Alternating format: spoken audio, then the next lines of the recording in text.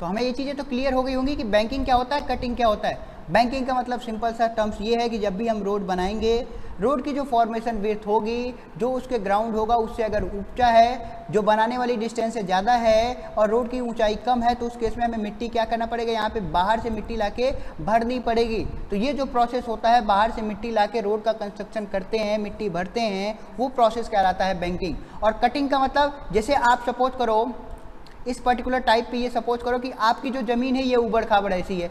अब कोई भी पर्सन ये नहीं चाहेगा कि हमारा जो रोड है वो ऐसा ही ऊबड़ खाबड़ रहे, क्योंकि रीजन क्या होगा कि जब भी आप किसी भी ऊबड़ खाबड़ रोड पे ट्रेवल करोगे तो आपको क्या होगा, जैसे ही गाड़ी ऊपर जाएगी नीचे जाएगी, ऊपर जाएगी नीचे जाएगी, तो आपको हर जगह पे जर्क महसूस होगा, जिसको झटका बोलते हैं।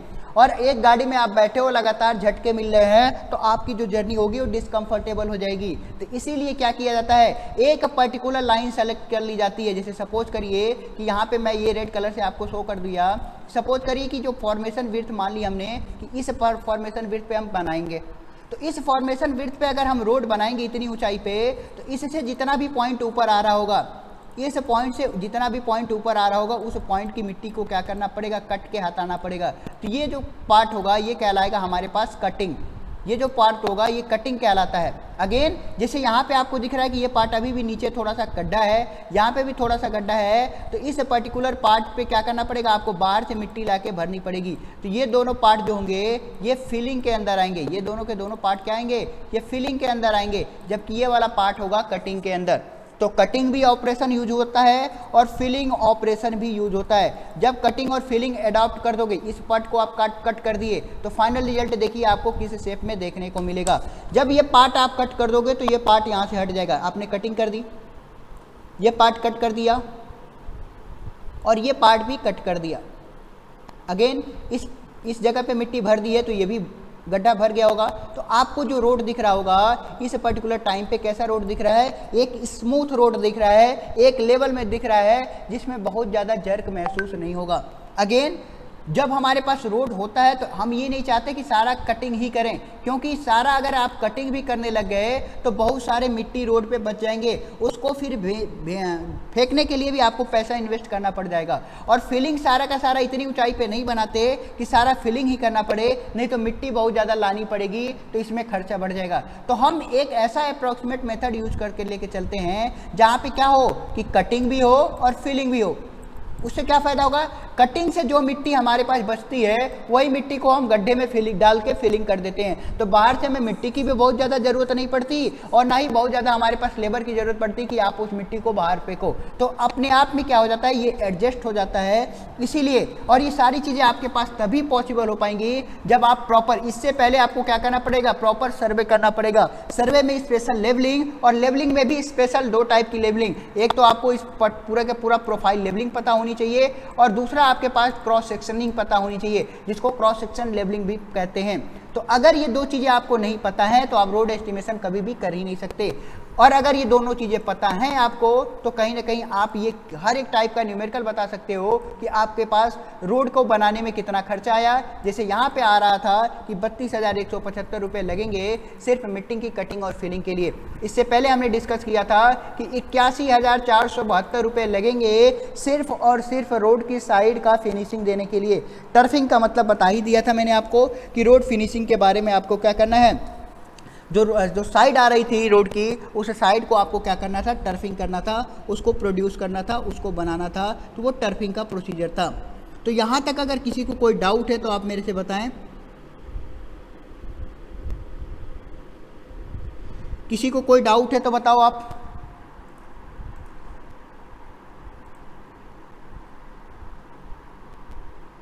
No doubt, okay. अभी तक तो रिप्लाई नहीं है, मतलब नो डाउट ही है। मैं तो यही मान के चल रहा हूँ कि अगर आपके पास कोई रिप्लाई नहीं मतलब कोई डाउट नहीं। ओके शक्ति, क्लियर है। अब मैं बात करता हूँ आपके लैब से रिलेटेड। मैं लैब से रिलेटेड आपके कुछ कॉन्सेप्ट हैं उसको क्लियर कर दूँ। आपका है एक्सपेरिमेंट नंबर 1। तो 10 मिनट में मैं ये एक्सपेरिमेंट ये बता दूंगा। हालांकि ये टॉपिक मैंने कवर किया नहीं है क्योंकि ये यूनिट नंबर 1 का टॉपिक है, यूनिट नंबर 2 का टॉपिक है, इसके बारे में मैंने आपको पढ़ाया नहीं है, इसलिए एक्सपेरिमेंट नंबर 1 मुझे ज़्यादा बताना पड़ेगा। एक्सपेरिमेंट नंबर 1 जो होता है इसको जो आपको कॉपी में नोट करना, मैं अभी इसको स्लाइड को आपको ग्रुप में भेजूंगा एक्सपेरिमेंट पे। तो ये है एक्सपेरिमेंट नंबर 1, इसको बोलते हैं अप्रॉक्सीमेट मेथड। हमने जब एस्टिमेशन स्टार्ट किया था तो उस समय जो एस्टिमेशन होता है 2 पार्ट में डिवाइड होता है, एक होता है अप्रॉक्सीमेट मेथड, एक होता है डिटेल मेथड। डिटेल मेथड को हमने भी डिटेल में पढ़ा हुआ है और अभी चल ही रहा है। अप्रॉक्सीमेट मेथड शायद सर ने पढ़ाया या क्या किया उसकी बात नहीं करेंगे हम, यहाँ पे होता क्या है ये चीज़ें हम यहाँ पे डिस्कस करेंगे। तो इसमें हम क्या करते हैं, अप्रॉक्सीमेट मेथड में क्या करते हैं कि इसको प्रिलिमिनरी भी बोला जाता है। इसमें क्या किया जाता है कि हम ये मान सकते हैं कि कोई भी प्रोजेक्ट है उसको जब भी हमें क्या करना होता है, एडमिनिस्ट्रेटर अप्रूवल लेना पड़ता है। जैसे आपको एग्जांपल के रूप में समझाता हूँ कि आपको कहीं पे रोड बनाना है या आपको कोई मल्टी स्टोरेज बिल्डिंग बनानी है, आपको एग्जैक्ट नहीं पता है कि कितना टोटल कॉस्ट आएगा। सही 1 पैसे का भी फर्क नहीं आता डिटेल एस्टीमेट में, आप जितना बताओगे उतना ही आता है अगर आपकी कैलकुलेशन सही है तो। यहाँ तक कि सीमेंट की बोरी में भी 1 बोरी का ऊपर नीचे नहीं होता है तो डिटेल में। लेकिन आपको अब वहाँ पे कोई बिल्डिंग बनानी है, पहले से बनी नहीं है, डिटेल एस्टीमेट बनाने में कई घंटे या कई महीने लग जाएंगे। तो इसको अडॉप्ट करने के लिए, इससे बचने के लिए क्या किया जाता है, हमें अप्रूवल चाहिए रोड बनाने का, तो हमें यहाँ जो बिल्डिंग था, जो प्रोजेक्ट था, उस प्रोजेक्ट को बनाने का एडमिनिस्ट्रेशन से, गवर्नमेंट से, तो हम क्या करते हैं एक अप्रॉक्सीमेट मेथड से अडॉप्ट करते हैं, कैलकुलेट करते हैं और ये चीज़ें आपको क्या करते हैं गवर्नमेंट को दे देते हैं, कितना पैसा लगभग लग जाएगा तो आप मुझे वो दे दो कि आपके पास क्या परमिशन दे दो कि हम ये प्रोजेक्ट बना सकें। तो उस केस में हम क्या करते हैं अप्रॉक्सीमेट मेथड यूज करते हैं। आई होप ये चीज़ें समझ में आ गई होंगी। अप्रॉक्सीमेट मेथड के अंदर 4 से 5 मेथड होते हैं, लेकिन बेसिकली जो हमारे पास ये 3 मेथड हैं, ये 3 मेथड बहुत ही ज़्यादा यूज होते हैं। पहला है प्लिंथ एरिया मेथड, दूसरा है क्यूबिकल कंटेंट मेथड और तीसरा है unit base method. Plinth area method बिल्डिंगों में यूज किया जाता है।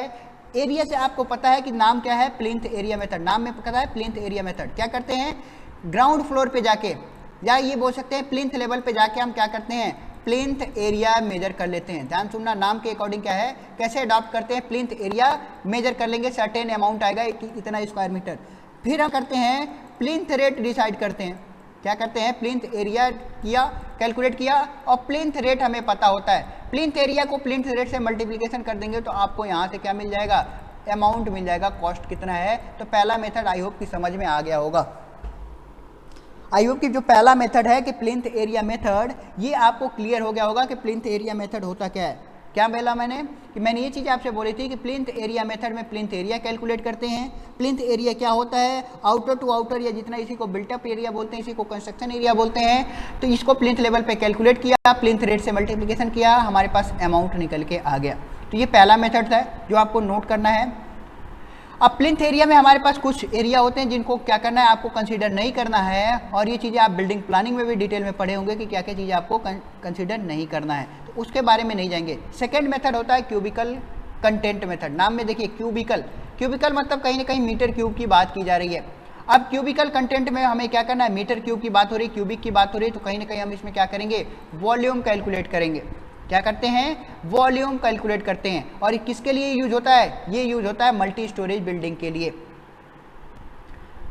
अब ये जो होता है प्लिंथ एरिया और यूनिट बेस मेथड के कंपैरिजन में थोड़ा सा क्या होता है, ज़्यादा एक्यूरेट होता है। उन दोनों के कंपैरिजन में, सबसे एक्यूरेट नहीं बोला मैंने, सबसे एक्यूरेट है डिटेल एस्टिमेट, तो उन दोनों के कंपैरिजन में क्या होता है, ये थोड़ा सा ज़्यादा होता है। क्यों, क्योंकि आपने वहाँ पे प्लिंथ एरिया निकाला और मल्टीप्लिकेशन कर दिया प्लिंथ रेट से। यूनिट रेट में अभी हम आप आगे बात करेंगे कि सिर्फ एक यूनिट की बात करते हैं।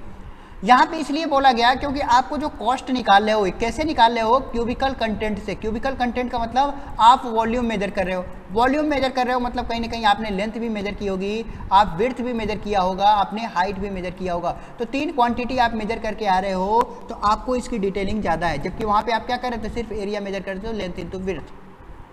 तो इसलिए इसको क्या माना जाता है, आपको इस जो ये मेथड है दूसरा क्यूबिकल कंटेंट ज़्यादा अप्रोक्सीमेट माना जाता है। अगेन यही चीज़ें लिखी हुई है कि आपके पास लेंथ विड्थ हाइट से हमें वॉल्यूम निकल जाएगी। तीसरा होता है यूनिट बेस मेथड। इस पे ध्यान दीजिएगा, जो यूनिट बेस मेथड होता है इसको क्या करते हैं, हम ये डिसाइड नहीं कर पाते कि क्या हमें क्या कैलकुलेट करना है। ये अडॉप्ट होता है मोस्टली जैसे हॉस्पिटल्स हैं या स्कूल्स में। किसमें अडॉप्ट करते हैं, हॉस्पिटल या स्कूल में। यूनिट का मतलब होता है सिंगल, आपने ये चीज़ें तो पढ़ा होगा। यूनिट का मतलब होता है सिंगल। जैसे हम बात करें कि यहाँ पे जो इसकी जो लेंथ है वो यूनिट लेंथ है। यूनिट लेंथ मतलब है 1 मीटर होगा या 1 सेंटीमीटर होगा या सर्टेन होगा। तो सिमिलरली जब हम हॉस्पिटल का कंस्ट्रक्शन करते हैं या स्कूल का कंस्ट्रक्शन करते हैं या बॉयज हॉस्टल, गर्ल्स हॉस्टल, किसी भी टाइप का बैरक का कंस्ट्रक्शन करते हैं, तो ऐसी बिल्डिंग जहाँ पे हमारे पास जैसे हॉस्पिटल है, तो इसमें क्या बोलते हैं कि ये हॉस्पिटल हमारे पास 500 बेड का है, एग्जाम्पल लेके मैं बात कर रहा हूँ, 500 बेड का है। यहाँ हॉस्पिटल है ये 200 बेड का है। सिमिलरली अगर हॉस्टल की बात करते हैं, ये बोलते हैं कि यहाँ 1000 बेड है स्टूडेंट्स के लिए, यहाँ पे 400 स्टूडेंट्स रह सकते हैं, मतलब 400 बेड है। तो अब हमें क्या करना है, अब हमें ये नहीं देखना है कि 400 है, 1000 है, 200 है, 400 है, हमें क्या करना है, एक बेड के लिए कैलकुलेट करना है।